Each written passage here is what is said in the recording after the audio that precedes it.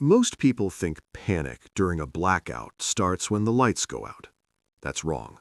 The real panic starts hours later, when people make one quiet mistake without even realizing it. They assume help is coming. They assume this is temporary. And that single assumption collapses order faster than darkness ever could.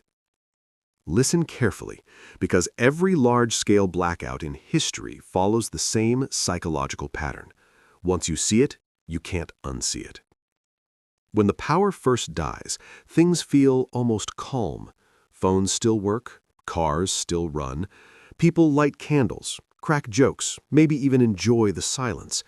The brain treats it like a short delay, not a threat, and that's the dangerous part, because this phase trains people to wait instead of act.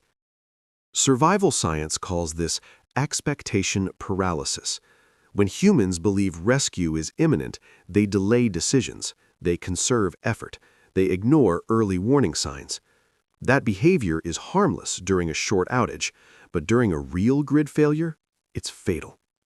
Because the grid isn't just electricity, it's water pressure, refrigeration, fuel pumps, communication, time itself.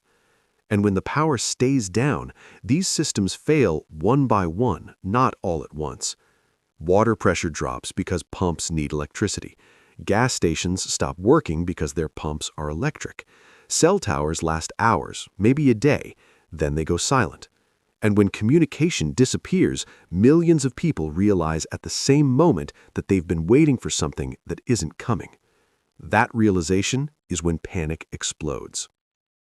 The real mistake isn't fear, it's timing. Survival has very little to do with strength or supplies at first. It has everything to do with how early you accept reality. The people who survive disasters best aren't the strongest, they're the fastest to mentally adapt. They don't wait for confirmation. They assume uncertainty is permanent until proven otherwise. That single shift changes everything. Instead of scrolling for updates, you start storing water. Instead of assuming stores will reopen, you inventory what you already have. Instead of staying passive, you move. Blackouts become mass panic events because people all decide to act at the same time.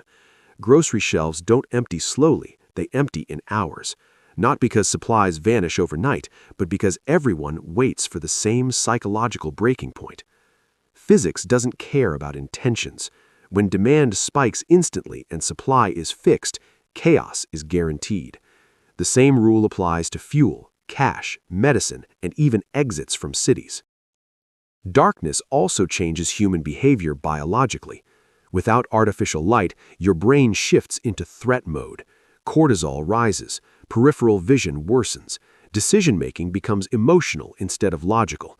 People misread neutral actions as hostile. That's why looting often begins with rumors, not hunger. Once people believe others are about to panic, they panic first. It's a feedback loop fed by uncertainty. One of the smartest survival moves during a blackout has nothing to do with stockpiling. It's about appearance. Calm people are ignored. Panicked people attract attention.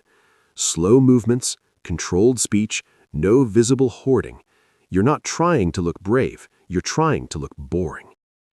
Water becomes the first real limiter, long before food.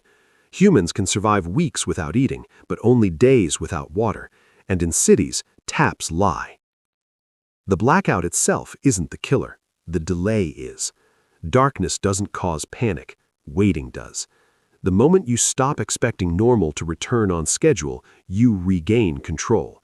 Not because you know what's coming, but because you've stopped lying to yourself about uncertainty. And in a real blackout, that shift is the difference between being ahead of the crowd and being crushed by it.